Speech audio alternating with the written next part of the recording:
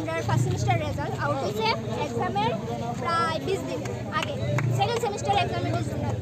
তো এর থেকে 80% লোক ওই ফেল, তো ফেল যে সব বাইরে অ্যাবসেন্ট দিয়ে দিচ্ছে আর 0-0 দিয়ে দিচ্ছে। এটা কি একটা কথা? ধরলাম নয় যে মেন সাবজেক্ট এটিতে ব্যাগাইতে পারে, বাকি ভিতরে এমসিকিউর ভিতরে কেমন ব্যাগাই। তো আমরা কর্তৃপক্ষ তারার প্রিয় দায়িত্ব যে এটি কেমন ব্যাগাইছে আমরা উত্তর দিত, আর তারা আমরা দিয়ে বলতো আমরা এবার পাস করে দিতে হইব, কারণ পাস করে যাবো, কারণ আমরা 19 তারিখ এক্সাম, আমরা এক্সাম দিতে হইব। আমরা কি তখন আবার যাবো ফার্স্ট সেমিস্টারে পড়তাম, আমরা এক্সামের আচ্ছা কি দেখা করছিল তোমরা? না, আমরা যাবো দেখেছি না, তারা গেট লাগাই। আমরা তো মানে ফার্স্ট সেমিস্টারে এক্সাম দিছে, তাহলে ফার্স্ট সেমিস্টারে এক্সাম লেজার না দিয়ে আমরা অ্যাডমিশন লয়ে লইছি সেকেন্ড সেমিস্টারে। তাহলে আমরা ইন্টারনাল এক্সাম দিছে আর অ্যাসাইনমেন্টও দিছে।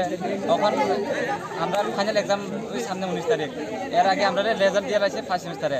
তখন অর্ধেক মানুষ ফেল, আর মানে ফেলই বেশি, পাস কম হই, ফেলই বেশি।